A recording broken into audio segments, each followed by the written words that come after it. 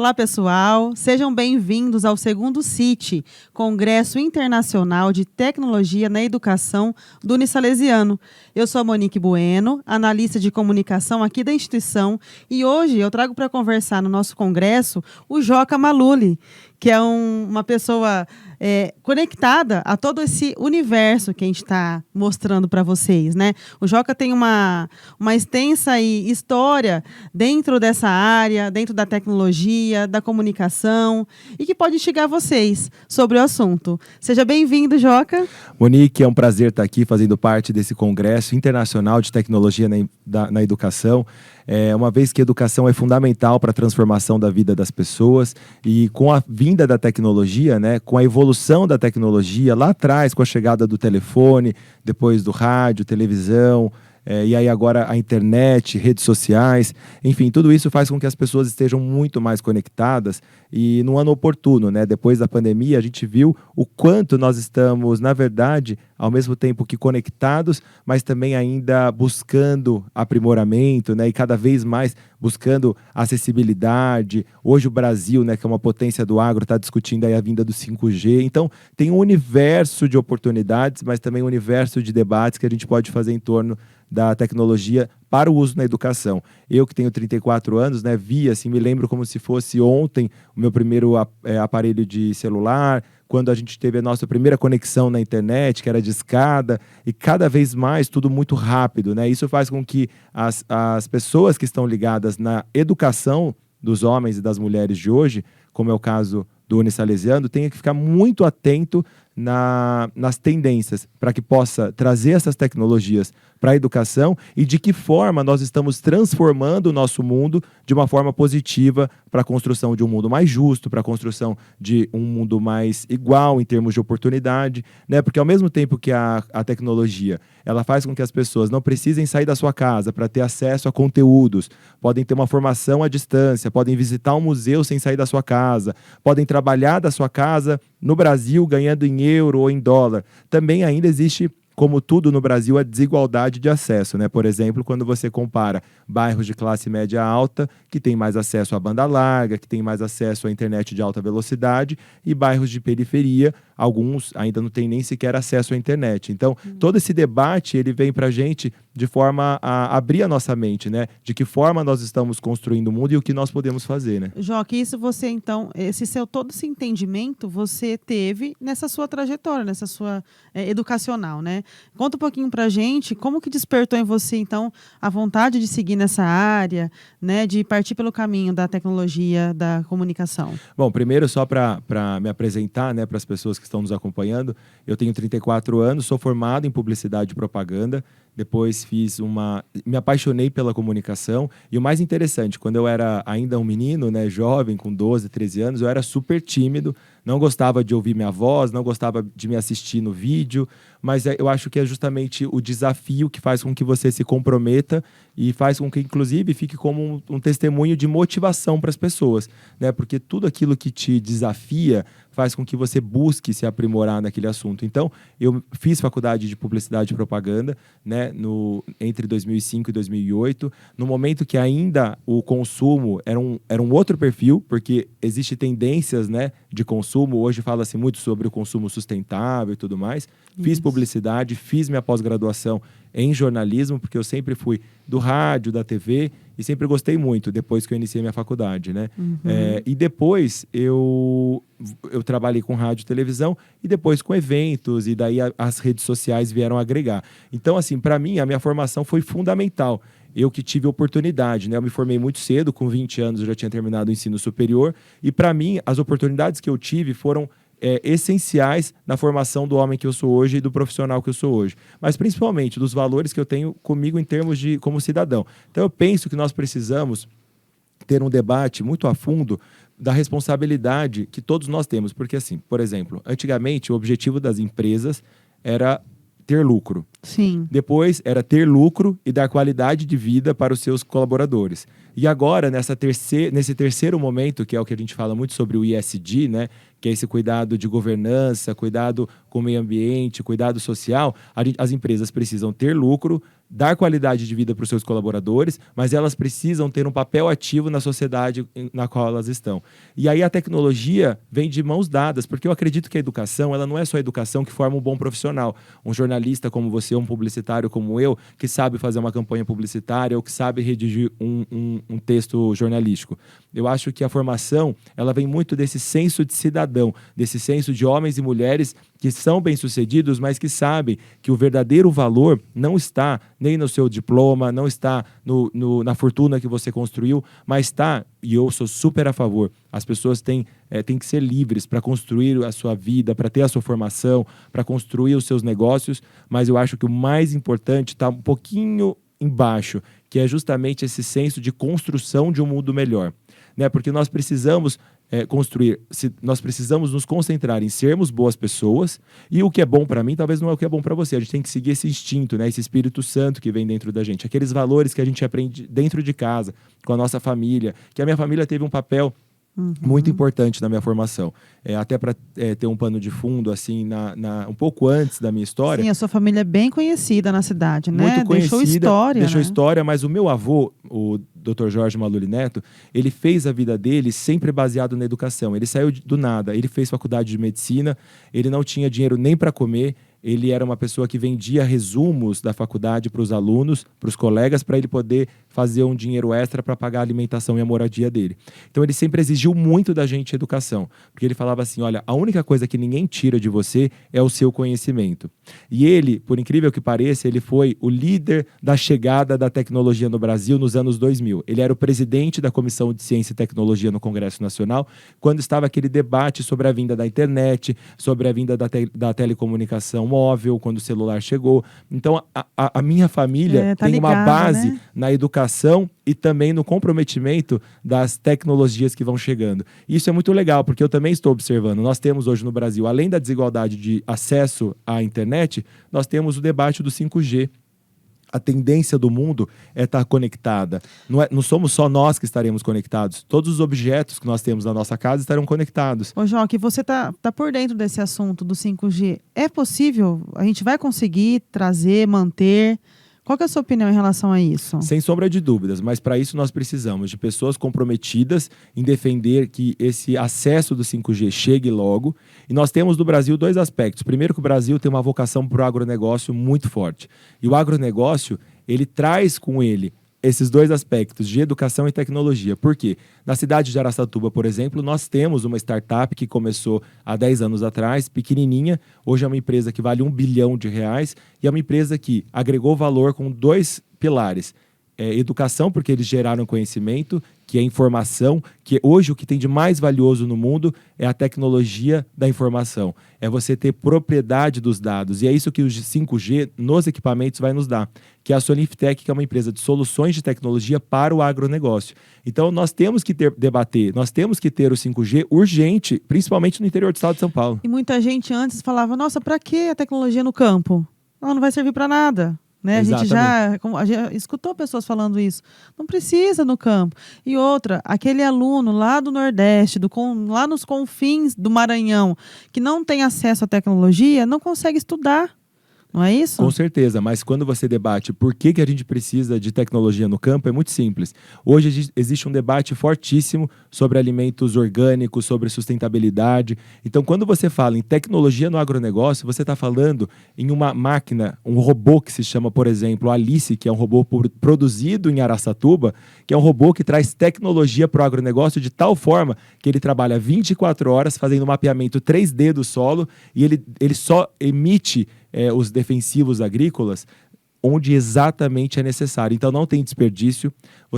E ele é movido com energia solar. Então ele não gasta combustível fóssil, ele é sustentável porque ele usa energia solar, ele usa o mínimo de produtos ali para a boa cultura da plantação. Então é por isso, é porque você otimiza, você gera eficiência, você gera menos poluição, você gera alimentos mais orgânicos, você contribui para a redução das doenças crônicas, como pressão alta, como a diabetes, como o câncer, que é um problema no Brasil e no mundo inteiro. Então é por isso que a tecnologia é tão importante. A tecnologia bem usada, principalmente na educação, aqui o Unisalesiano saiu à frente na graduação da medicina, o futuro é esse. São operações, inclusive, à distância. É você poder prever, inclusive, com cruzamento de dados, qual é a tendência que a Monique ou que o Joca tem para desenvolver o câncer. Fazendo um mapeamento genético de toda a sua ancestralidade, a fim de que você mapeie praticamente 99% do risco que você tem de ter uma doença. É surreal. É isso que é a tecnologia. É surreal, ao mesmo tempo tá aqui, né? Ô, Joca, então, assim, a gente não precisa ter medo também de pensar, nossa, a tecnologia vai acabar com o trabalho humano. Nunca, porque quem produz a tecnologia são os homens. Então, assim, se existe uma substituição da mão de obra pela tecnologia, é porque tem alguém estudando e gerando valor agregado. Tem alguém investindo em educação, tem alguém investindo pesado em pesquisa. E nós precisamos investir pesado em pesquisa para que o Brasil volte a produzir tecnologia em solo nacional. Porque daí sim, nós vamos deixar de ser somente uma economia com pilar do agronegócio, mas com pilares de produção de tecnologia. Porque, por exemplo, se você pega o Vale do Silício, nos Estados Unidos, o que produz ali? É pura tecnologia, fruto de pesquisa. Investimento. E ali não tem preço, você paga 11 mil reais num iPhone, por exemplo. O custo de produção de um iPhone, da matéria-prima, não chega a 100 dólares. Mas o que é que está por trás disso? São anos e milhões e milhões e milhões, talvez bilhões de dólares de dinheiro em pesquisa. Por isso que é tão importante debater. E o homem vai sempre ser o produtor da tecnologia. Por isso que a gente precisa de formar profissionais para a tecnologia da informação. Existe um déficit imenso de profissionais nessa área. O mundo inteiro está recrutando pessoas para trabalhar com tecnologia da informação. Então, a gente pode, inclusive, fazer um projeto, e eu tenho plano de fazer isso para a nossa região, de criar um polo tecnológico na parceria público-privada, onde a universidade, o Unisalesiano, vai instruir que os seus alunos, no curso de graduação, de todas as matérias, desenvolvam trabalhos de conclusão de curso para soluções dos problemas estruturais, econômicos e sociais da nossa região. E aí a gente vai pegar um comitê de empresários, investidores, para criar startups que vão motivar os alunos, que vão ter, de repente, um investidor para impulsionar o primeiro negócio dele, e vai ter uma contribuição social diretamente ligada à nossa região. Então, a tecnologia da informação, a digitalização e a tecnologia, se a gente souber aproveitar a oportunidade que ela nos dá, na verdade, ela vai solucionar os problemas sociais do Brasil, porque ela vai colocar jovens que estão desempregados no mercado de trabalho, ela vai fazer com que a gente tenha menos jovens sendo corrompidos por crime organizado, ela vai fazer com que a gente otimize a segurança pública. Então, assim, tecnologia aliada à educação é provavelmente o caminho mais rápido para a gente ter um mundo mais igual e um Brasil mais justo. Sim, e aí você pode falar para a gente que o jovem que está conectado ao celular, ele deve pensar, poxa, será que eu preciso fazer uma graduação, preciso ter um diploma, eu preciso seguir no ensino superior? Sim. Sem sombra de dúvidas. Né? E por isso que a gente precisa também, quando a gente fala, tem muitos jovens, o sonho de qualquer jovem é ter um curso superior. Só que muitos não podem sonhar, porque eles não têm nem tempo para isso. Às vezes eles estão até com fome para pensar nisso. Então, por que a gente precisa, sim, de um país mais justo? Para que as pessoas tenham o direito de ter as mesmas oportunidades. Eu não posso admitir, num país tão rico quanto o Brasil, que eu tenha tido oportunidade que, de repente, uma outra pessoa que também teria capacidade de chegar onde eu cheguei, ou até muito além, não tenha tido oportunidade. Então, o ensino superior é o sonho de todo mundo. Quem que não quer, até pela experiência, né? Quantas memórias nós não temos do nosso tempo na faculdade? Exato. E passa muito rápido. Eu tenho muita saudade, inclusive, estando aqui, fico muito feliz, porque me remete àquela sua primeira experiência, né? Quando você percebe que você está saindo da sua adolescência e entrando na sua fase adulta, onde os seus sonhos de família, os seus sonhos de ser um profissional começam a ser sedimentados e começam a aparecer algo mais real na sua vida. Então, o ensino superior é fundamental e por isso que eu acredito que nós precisamos lutar incansavelmente para defender que o Brasil tenha cada vez mais universidades, que o Unisalesiano prospere, que o Unisalesiano possa ter cada vez mais alunos. É fundamental, porque daí a gente tem pessoas capacitadas para o mercado de trabalho e mais, as pessoas não buscam só emprego. Hoje o que as pessoas querem é renda, ter dinheiro no bolso, que é o melhor programa social do mundo. Né? Uhum. Então você faz o que você quiser, né? E hoje você pode, se você tem uma boa formação e uma formação que não é só específica, né? Você forma uma pessoa com uma visão empreendedora, com gestão financeira, com uma saúde emocional, com inteligência emocional, com uma inteligência espiritual, ela tem um universo de oportunidades na vida dela. Formação integral que você fala. Exato. Né? E, Joca, você tem algum... Depois você já conta pra gente a sua trajetória educacional. Você Bom, eu fiz a minha... a partir do ensino superior. Fiz faculdade de Publicidade e Propaganda na cidade de São Paulo, na Fundação... Pode falar os nomes? Pode. Ah, tá. Na Fundação Armando Álvares Penteado. Depois eu fiz uma pós-graduação em Administração de Empresas na Fundação Getúlio Vargas. Fiz uma pós-graduação em Jornalismo Investigativo na London Met, que é a Universidade Metropolitana em Londres. E depois fiz meu mestrado em Política. Porque eu acredito que... Por que você escolheu? Bom, primeiro pela história da minha família, né? Eu venho de uma família onde meu bisavô foi prefeito em 3 cidades diferentes no interior do estado de São Paulo. Meu avô foi prefeito em 2 cidades, deputado estadual, deputado federal. Meu pai foi vereador, foi prefeito, foi deputado federal. E eu acredito, pelo que eu vi desde cedo na minha família, que a boa política é a política que transforma. É a política que, inclusive, interligou cidades. Hoje o Unisalesiano fica na rodovia Teotônio Vilela, que é uma rodovia que foi asfaltada pelo meu avô quando ele foi deputado estadual. Então, olha a integração econômica entre Birigui e Araçatuba. O Unisalesiano tem um dedo enorme do meu avô. Ele sempre foi parceiro do Unisalesiano, porque ele sabe, não só o Unisalesiano, a maior parte das universidades do interior do estado de São Paulo tiveram uma participação ativa do deputado Maluli Neto, porque ele sabia que a nossa região só ia começar a prosperar com infraestrutura e com acesso à educação. Então a política sempre esteve presente na minha vida, porque eu vi os bons exemplos. Eu vi a transformação na vida de pessoas e cidades, desenvolvimento da nossa região através da boa política. Porque a boa política é a política que cuida do ser humano. É a política que tem Deus no coração, que olha para o ser humano de forma individual, que cuida da boa moradia, que cuida para que a pessoa chegue na casa dela depois de um dia chuvoso e não precise encontrar um barro na rua porque a rua é asfaltada. É a política que te oferece uma educação de qualidade, onde seu filho tem uma carteira para estudar, ele tem uma boa alimentação. É uma política que cuida para que a gente proteja o ser humano. Então essa é a política que me inspirou a fazer o meu mestrado. E está no conteúdo do mestrado, tudo isso que você falou para gente? Sim, porque o meu mestrado, ele foi na Universidade de Londres, no King's College, tem um instituto que chama Instituto Brasil, que foca principalmente na pesquisa de tendências sociais e políticas da América Latina e, no meu caso, especificamente do Brasil.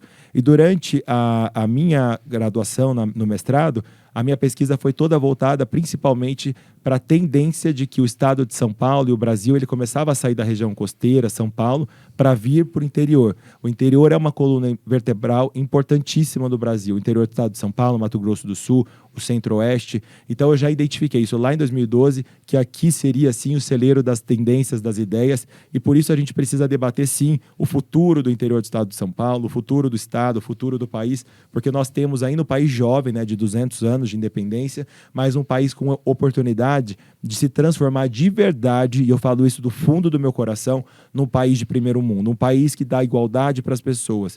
Hoje se fala muito em meio ambiente. O Brasil tem o bem mais valioso do mundo, que é a Amazônia, que é o maior credor de carbono do mundo. O crédito de carbono é o futuro, é a próxima moeda de troca. E é o crédito de carbono que vai dar para o Brasil o salto econômico que a gente precisa para fazer as obras de infraestrutura, que o Brasil ainda perde em competitividade com a China, por exemplo. Então nós temos que estar atentos às oportunidades, porque se nós aproveitarmos cada cavalo que passar arriado na nossa frente, a gente vai dar um salto não só no Brasil, mas inclusive no interior de São Paulo. Para fechar nosso bate-papo, uma última pergunta. As redes sociais são muito importantes, elas alavancaram toda uma sociedade. Mas temos que ter cuidado, né, Joca? Você como um publicitário na área do jornalismo, quais são as dicas que você dá para quem quer explorar essa área, esse meio? Bom, como a gente vinha falando, eu acho que o ESG, que está presente no DNA das empresas hoje, ele nada mais, nada menos quer dizer do que nós temos que ter consciência, nós temos que olhar à nossa volta e respeitar, acolher o próximo. E as redes sociais, ela teve um boom, então naturalmente existe um excesso, né? Como, por exemplo, Talvez não seja a melhor forma de comparar, mas eu comparo um pouco o celular com o cigarro lá atrás. Né? Na época do meu pai e da minha mãe, eles falam que era bonito, que na televisão via muita gente fumando e tal. Hoje a gente sabe que foi extremamente prejudicial e tal. E como tudo que é excessivo, eu acho que o celular e o uso excessivo de redes sociais, ele também é maléfico. Principalmente se você não tem a educação necessária para que as pessoas saibam o que é realidade e o que vai ficar cada vez mais tênue essa linha e o que é realidade virtual. Né? E isso precisa ser muito construído, principalmente na educação básica, no ensino infantil, para que os jovens, principalmente entre os seus 7 e 15 anos, entendam a diferença, porque senão gera uma frustração constante, gera uma tendência depressiva, mas então o que pode ser muito bom pode ser muito ruim também. No meu caso foi maravilhoso, porque eu sempre usei as redes sociais de forma consciente a meu favor, tanto para a minha imagem pessoal quanto para os meus negócios. Mas isso talvez é porque eu tenha entrado no mundo das redes sociais um pouquinho mais velho. Eu acho que é um grande desafio, ainda não tenho filhos, mas tenho sobrinhas, e eu imagino o desafio, percebo como é difícil para minha irmã, para o meu cunhado, acharem um ponto de equilíbrio do quanto que é bom e o quanto que é ruim. Então eu acho que vai muito do bom senso, e acho que a sociedade tem um dever, uma responsabilidade social de debater sobre isso. Né? A gente fala muito sobre saúde emocional, sobre pós-pandemia, sobre depressão, sobre muitos jovens cometendo suicídio. Mas, assim, esse é o lado ruim. O lado bom é que essa mesma plataforma pode levar conteúdo, como o CIT está fazendo agora. Né? Então, assim, Exatamente. eu estou honradíssimo de estar aqui. Assim, é uma alegria fazer parte de um debate tão democrático e também tão híbrido em termos de conteúdo, educação, de forma remota, né? A gente que agradece, Joca. O nosso bate-papo foi bem enriquecedor, né? E agradeço muito a sua participação aqui. Contamos sempre com esse apoio. Monique, para mim é um prazer estar aqui. Você que é minha colega, né, jornalista, unisalesiano, sempre saindo à frente. Deixar um abraço a toda a família unisalesiano, a qual eu carrego no meu coração desde muito cedo, pelo amor que meu avô tinha. E para mim é uma honra estar aqui. Espero que esse conteúdo seja que seja importante, que possa levar de alguma forma a minha experiência para as pessoas. E gostaria de estar aqui mais vezes e acompanhar a evolução dessa universidade, que é uma referência para Araçatuba e para toda a nossa região. Muito obrigado. Obrigado, gente. Acompanhe o nosso sítio, pessoal. Tudo de bom.